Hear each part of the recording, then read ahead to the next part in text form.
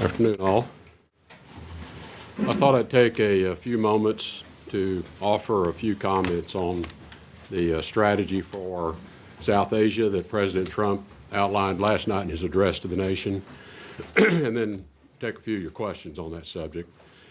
I think the President did a fairly thorough job in terms of describing the new military approach, and I think the important point in that is a conditions-based approach as opposed to a time-based approach that had specified troop ceiling levels and timetables. And I think the President's been quite clear that what will be different this time is he has empowered our military commanders on the ground to make more timely decisions, to conduct battlefield operations based upon the conditions on the ground with the battle plans that Secretary of Defense Mattis will be approving.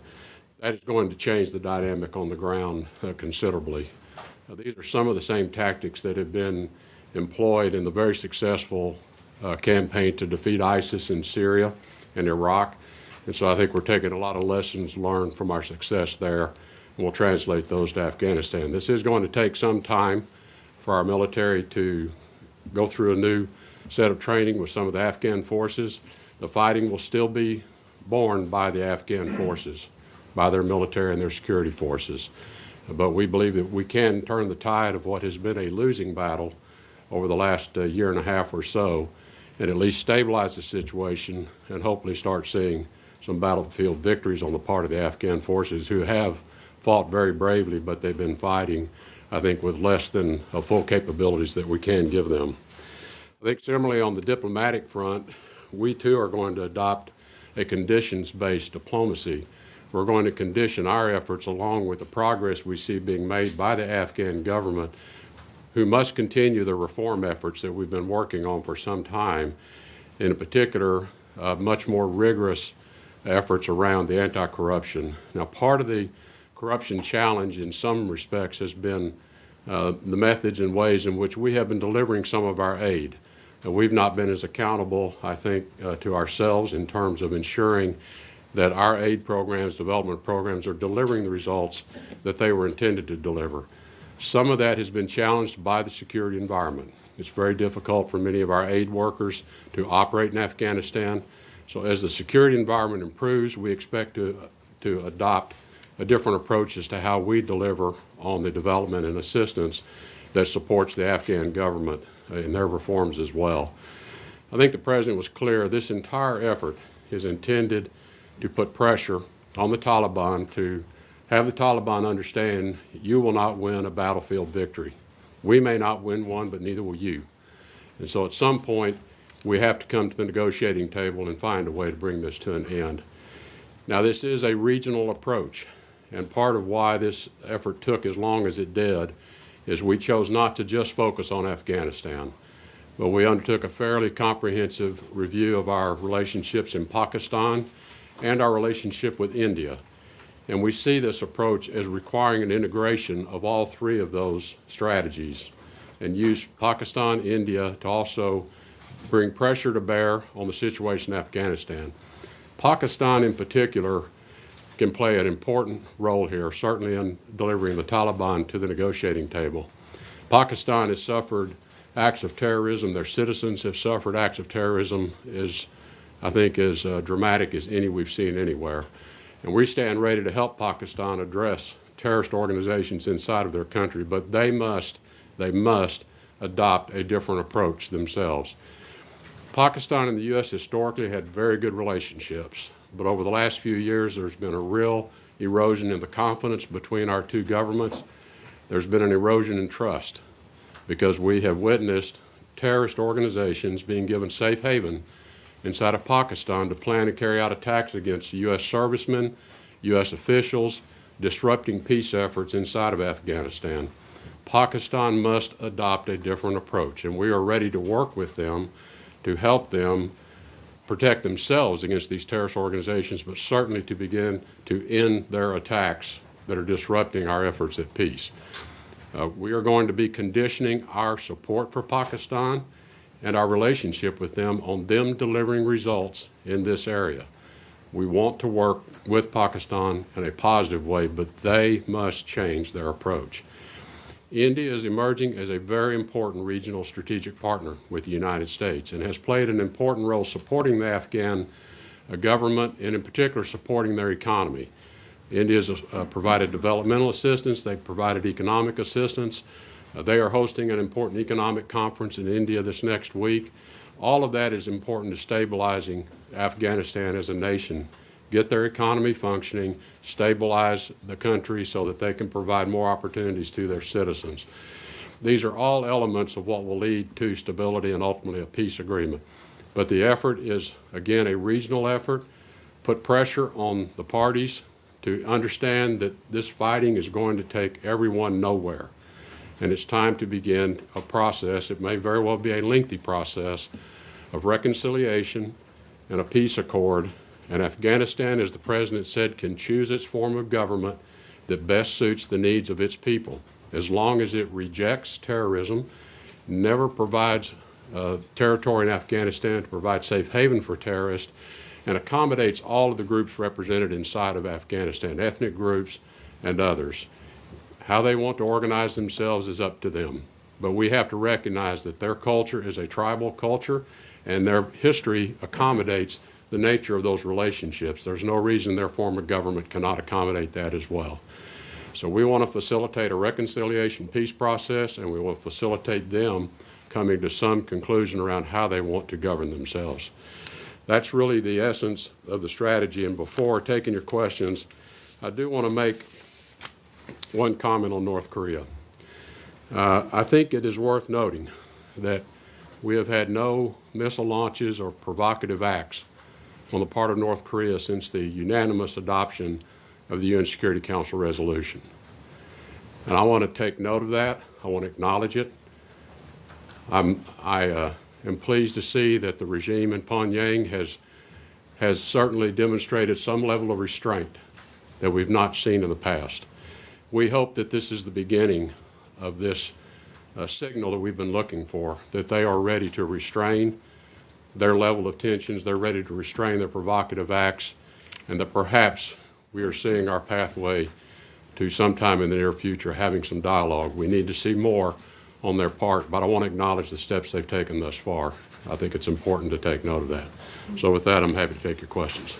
I'll call out on some of the reporters here. Please keep your questions tight. We don't have that much time today. Natalie from the AP, we'll start with you. Thanks. I'll be really brief. It seems like, to me at least, that with the no nation building concept that the president laid out last night and what you just said, that the main difference, other than the timetable part of the military stuff, the main difference between this new approach and the old one is that you're eliminating 2/3 of what used to be known as the clear, hold, and build strategy. In other words, we clear, or you clear, you hold, and we won't build, you will. So if that's correct, what happens to the anti-corruption efforts that you mentioned, the good governance, the counter-narcotics, the education programs? What happens to those?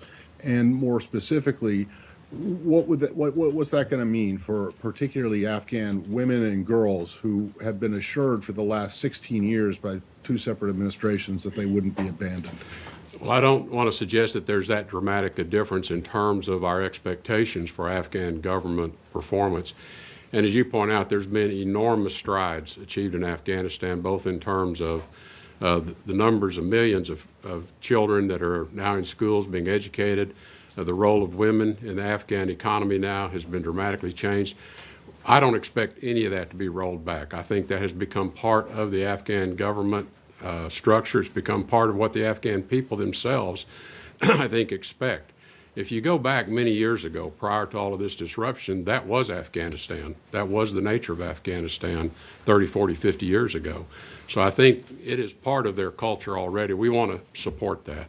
In terms of the clear and hold, that is still the approach, is that areas will be cleared and Afghan security forces can hold those areas, thereby enabling some growth in the Afghan economy. Part of what Afghanistan struggles under is they do not have control over but a portion of their economy. So as the forces are able to either hold areas and stabilize them, certainly not give up further ground, and they're still losing ground today, as you well know. So this is going to take a little while. But is to stabilize and then hopefully begin to regain control. And as ground is gained, it will be held by Afghan security forces, while allowing the Afghan government to continue what it has been very successfully doing under our assistance now for many years, and not roll back any of those gains that have been made. I don't think that's the aspiration of the Afghan government or the Afghan people either. So we're going to continue to help them institutionally. We may be taking different approaches and not putting so much of the U.S. taxpayer dollar on the ground, building schools and building infrastructures. We think there are plenty of others that we're going to call upon for assistance as well. Rather, we're there to facilitate and ensure that there is a pathway for reconciliation and peace talks as this pressure begins to take hold. And we believe, we already know there are certain moderate elements of the Taliban who we think are going to be ready and want to help develop a way forward. How long that will take will be, again, based on conditions on the ground. Andrew Mitchell, NBC. Thank you very much. Mr. Secretary, a question that embraces both the military side and the diplomatic side. On the military side, won't the new rules of engagement mean that in the short term, at least, our forces will be more at risk because they will be potentially doing night raids against the Taliban again, not just training, but actually supporting in a more active role, because the Afghan troops are not all up to par here to push back against the Taliban advance. And on the diplomatic side, why didn't the president mention Russia's rearming of the Taliban, which General Nicholson has been talking about very openly? He seemed to be letting Russia off the hook in his speech. And do you have enough people, given the fact that there are not Trump-confirmed diplomatic appointees in many of these positions in the region? Well, on the military operations side of it, I would really defer to the Department of Defense to answer that one. Other than I know the approach is going to be, as I said, similar to what we have had success elsewhere. As Secretary Mattis describes it, it's a by, with, and through approach, and I think that's part of why the need for a step up in troop levels is so we can now at the battalion level organize and help the Afghan army fight in a different way with close ground advisement at the battalion level and the ability to call in support on a more timely basis as needed to ensure victory as opposed to either stalemate or defeat. With respect to the comment about Russia, to the extent Russia is supplying arms to the Taliban, that is a violation, obviously, of international norms, and it's a violation of UN Security Council norms. We certainly would object to that and call Russia's attention to that. If anyone's going to supply arms, it needs to be through the Afghan government. In terms of our footprint on the ground, we have very competent, capable, experienced people there now. Our Afghan ambassador is remaining on the job at this time. We have a Pakistan ambassador that's been nominated. We hope to have that person cleared through the process soon. And even in the transition in Afghanistan, as Ambassador Hale transitions out, we've nominated Ambassador Bass, very experienced diplomat, been running the embassy in Ankara, Turkey, very complex place. He's very well equipped to step into this situation as well.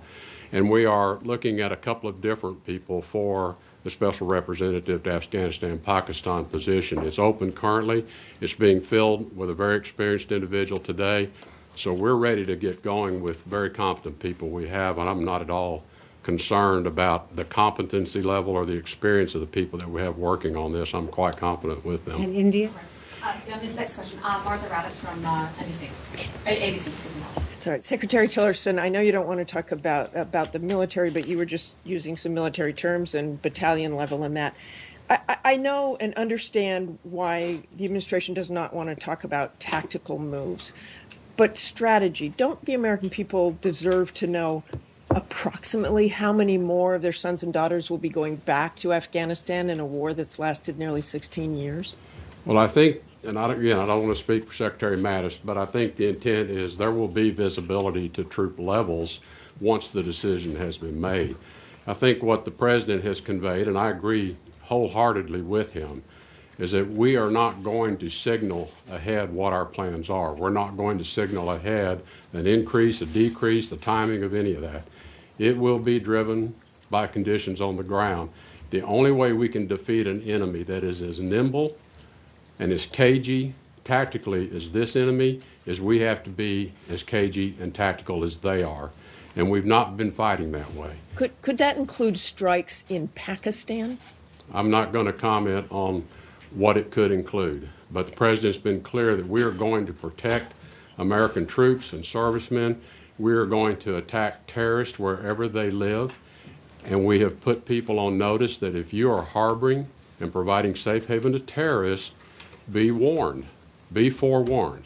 And we're going to engage with those who are providing safe haven and ask them to change what they're doing and help us help them.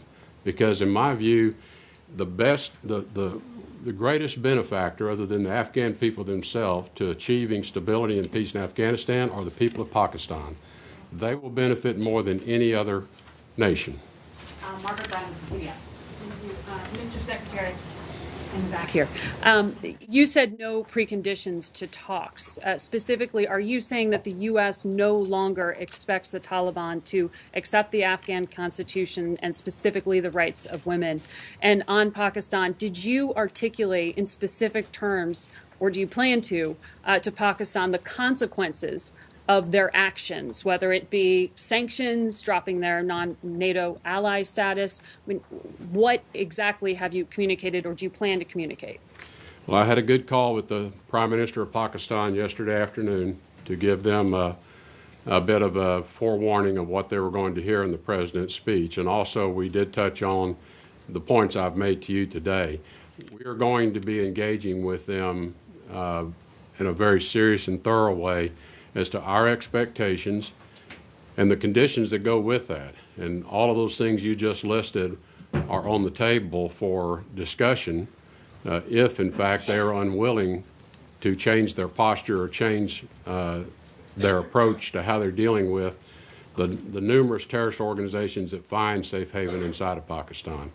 Again, it is in Pakistan's interest to take those actions. When we say no preconditions on the talks, I think what we are saying is, look, the government of Afghanistan and the Taliban representatives need to sit down and sort this out. It's not for the U.S. to tell them it must be this particular model, it must be under these conditions. And I think that's what the president means when he says we're no longer nation building. Look, we've tried taking certain principles and forms around the world, and sometimes it works, and a lot of places it doesn't work. We don't know what's going to emerge here. We're going to be there, obviously, to encourage others, but it's going to be up to the Afghan government and the representatives of the Taliban to work through a reconciliation process of what will serve their needs and achieve the American people's objectives, which is security. No safe haven for terrorists to operate anywhere in Afghanistan now or in the future. Tom Rogan with the Washington Examiner. Mr. Secretary, you mentioned the force protection concerns and Ambassador Bass shortly going to Afghanistan and the SRAP discussions. But how are you going to get someone who is able to go out beyond the wire and negotiate functionally, regularly, in that weekly basis with individuals from the Haqqani network and that force protection concern? Well, we are going to have to improve the security environment. It is not, the environment today is not conducive to carrying out those types of activities. You're exactly right. And so part of what we're going to have to do is first ensure we're ready to engage when conditions permit us to engage. It again is why Pakistan is very important in this discussion as well. Pakistan can facilitate much of that discussion. And there are other regional players to which this particular conflict and this unstable situation in Afghanistan are important. We've had discussions with the Chinese about a role they might be able to play. We've had discussions with the Russians about the role they could play if they choose to. And certainly regional players in the Gulf, GCC member countries, are very interested in seeing this area in Afghanistan stabilized as well. So there are a lot of partners out here on the periphery that I think will have, from time to time, important roles they can play. Ultimately, it comes down to the two parties, the Afghan government and the Taliban representatives. Felicia Swartz with the Wall Street Journal. Thanks, Mr. Secretary. Going back to Pakistan, officials for quite some time, Democratic and Republican administrations, have tried to get the government to stop giving safe haven to the Haqqani network terrorist groups. What leverage do you think you have? Well, I think it's obviously we have some leverage that's been discussed in terms of the amount of aid and military assistance we give them, their status as a non-NATO alliance partner. All of that can be put on the table. But, you know, at the end of the day, Pakistan has to decide what is in Pakistan's best long-term interest from a security standpoint for themselves and for their people. Quite frankly, as I evaluate Pakistan's current situation, if I were the Pakistan government, I would have growing concerns about the strength of the Taliban and other organizations inside of Pakistan, who seem to be growing their numbers and their presence to the point that at some point they become a real threat to the stability of the Pakistani government itself. I think they need to be thinking about what is in their best long-term interest and how can we work with them to achieve a safer, more stable Pakistan in the next decades to come as well. I think it really is up to them. They've got to ask themselves that question. Why does this work for them, and why is this going to continue to support their stability and the survival of their government in the years ahead if they continue to allow these elements to just grow and maintain their presence inside of Pakistan? Last question. Welcome, AFP. Thank you, Mr. Secretary. Don't you fear on the other side that too much pressure on Pakistan may destabilize Islamabad and may have destabilizing all the region with having Taliban stronger in the country? That is a concern, and that's why I made the comments I just made, that I think it's important that Pakistan begin to think about its ability to contain these groups as well. It's why, though, we take a regional approach. The U.S. alone is not going to change this dynamic with Pakistan. India and Pakistan, they have their own issues that they have to continue to work through. But I think there are areas where perhaps even India can take some steps of reapproachment on issues with Pakistan to improve the stability within Pakistan and remove some of the reasons why they deal with these unstable elements inside their own country. As I said, other regional players have strong interest in Pakistan. China has strong interest in Pakistan. Having a stable, secure future Pakistan is in a lot of our interest. They are a nuclear power. We have concerns about their weapons, the security of their weapons. There are many areas in which we believe we should be having very productive dialogue that serves both of our interests and regional interest as well. So this is not a situation where the U.S. is saying, look, it's just us and you. What our approach is to bring, as I said, these regional approaches is to bring all the other interests into this effort. Much as we've done with North Korea and assembling this global effort in North Korea, I think too often we try to distill these challenges down to where it's just the U.S. and some other country, and only between the two of us can we solve it. We have to enlarge the circle of interest and bring others into the effort as well, and that's what we'll be doing with Pakistan as well. Thank you, Mr. Secretary. Thank you, everyone. Thank you. We'll see you tomorrow. We'll have a press briefing at 2 p.m. Thanks. Thank you.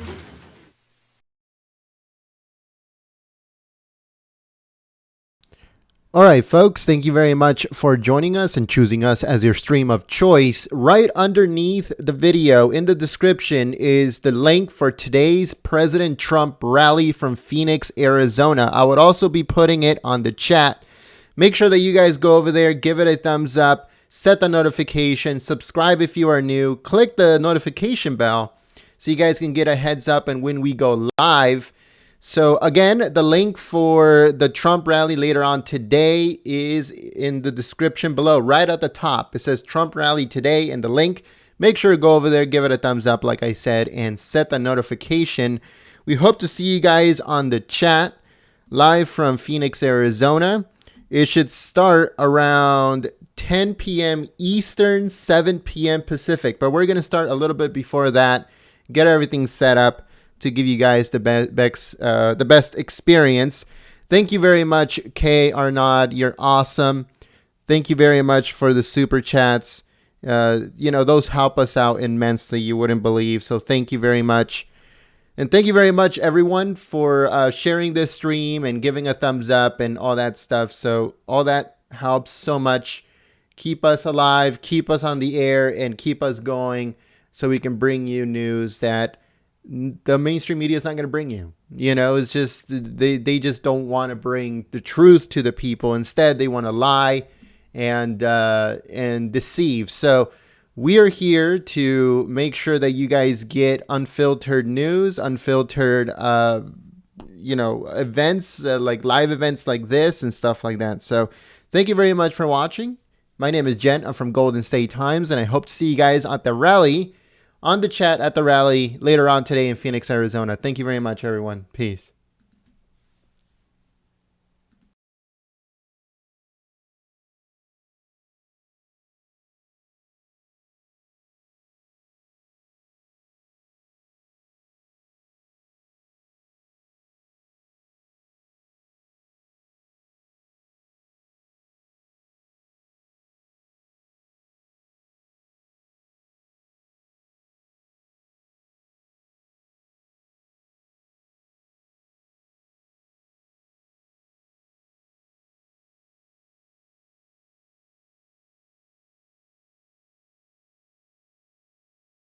For the person that asked about Bitcoin donations, actually, we're going to have that pretty soon, but it's going to go through our website at goldenstatetimes.com.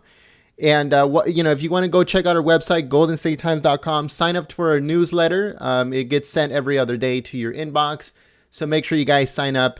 Again, the website is goldenstatetimes.com. If you guys want to check out our news articles, just put the link is on the website. Just click on the news link and it'll take you to our news website We write articles and all that stuff. Keep you guys up to date on everything. Stuff that we can't cover here on YouTube because of censorship.